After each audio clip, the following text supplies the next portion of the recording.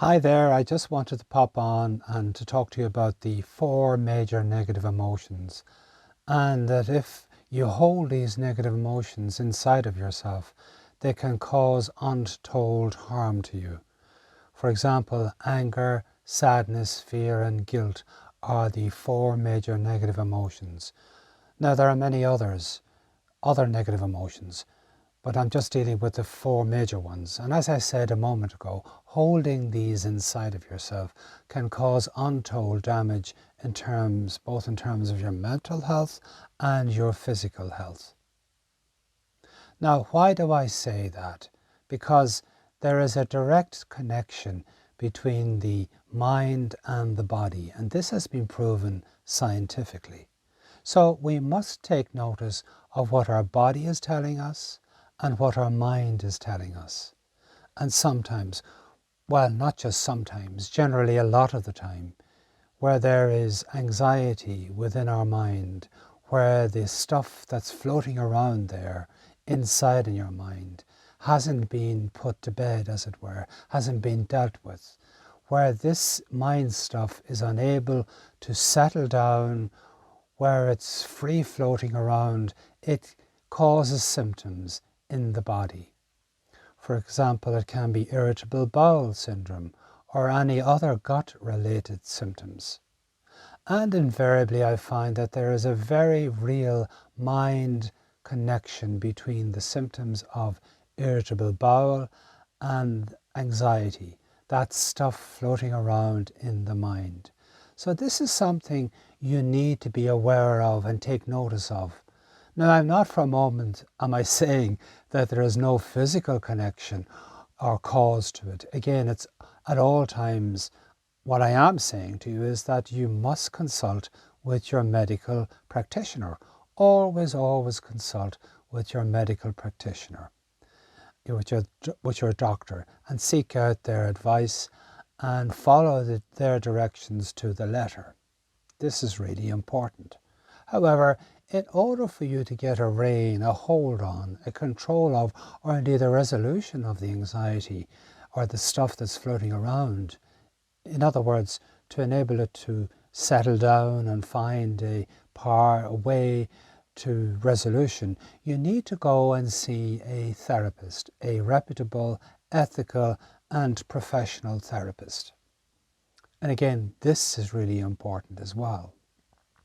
So what I'm saying to you is that there is a real connection between the mind and the body.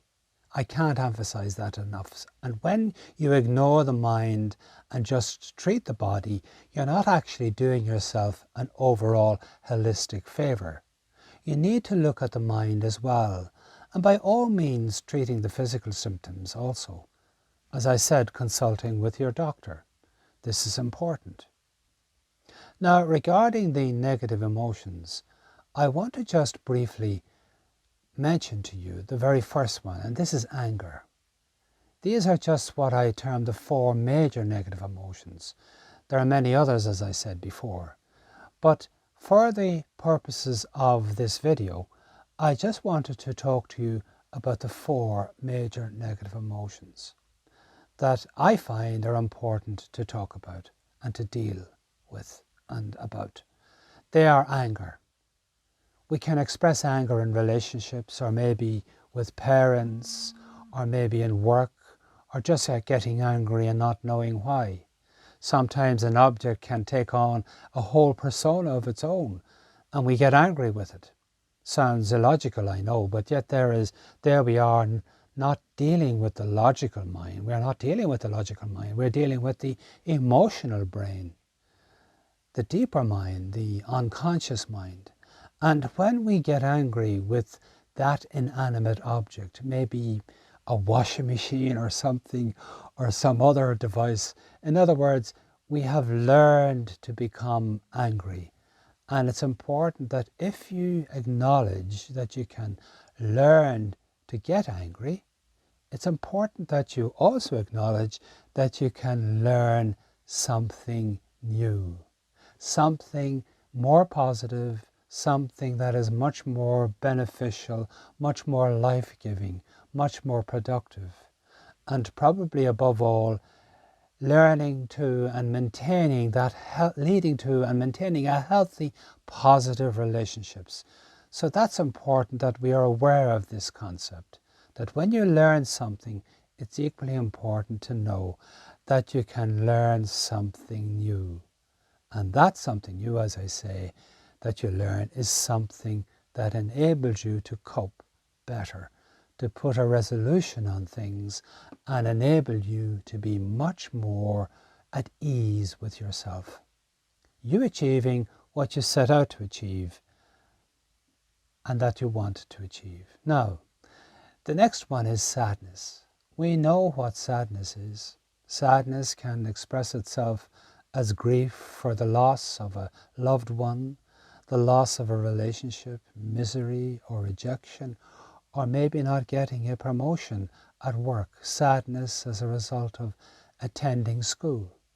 Maybe a teacher said something to you, again, causing you to have what we might call a limiting decision about ourselves, a limiting belief about yourself. For example, you may say, I am that and I am no more. Now, nobody's childhood is perfect, yet it is said that it's never too late to have a happy childhood. So that's sadness.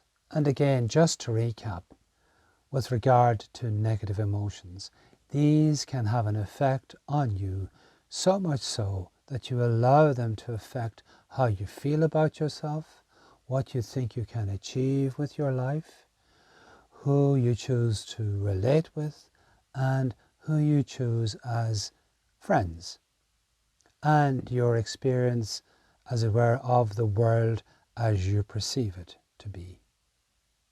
Now, the next one is fear. Fear is something that causes great anxiety. Maybe you have fear of doing something. And I'm not talking about fear of crossing the road.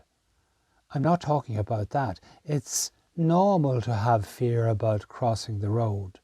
In other words, look out for traffic. Make sure you don't walk out into oncoming traffic. What I am talking about is emotional fear. Fear that is sort of an irrational fear. Yes, irrational fear. And you know, other examples of fear are, what do people think of me? Am I good enough? Maybe just feel fearful and don't know why. Don't know why. Perhaps, I suppose the question to ask yourself is, can you remember a time when fear really got in the way of you doing something that you really wanted to do? Can you remember that time? Can you remember that time when you had that irrational fear? A fear in the body can cause all sorts of mishaps. For example, you being constantly under fear can cause the draining of the adrenal gland of adrenaline, which is an important hormone, which leads us to be completely exhausted when we're constantly under fear. In other words, we experience burnout. Now, the last one, but by no means the least, is guilt.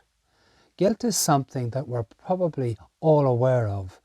Maybe religion has guilt associated with it, or maybe in school, being where a teacher said, oh, you could have done better in your exam, or you could have worked harder. You haven't been doing what you should be doing. Or maybe a parent said something to instill guilt in you. Now, guilt doesn't usually come from inside ourselves. It usually originates outside of ourselves.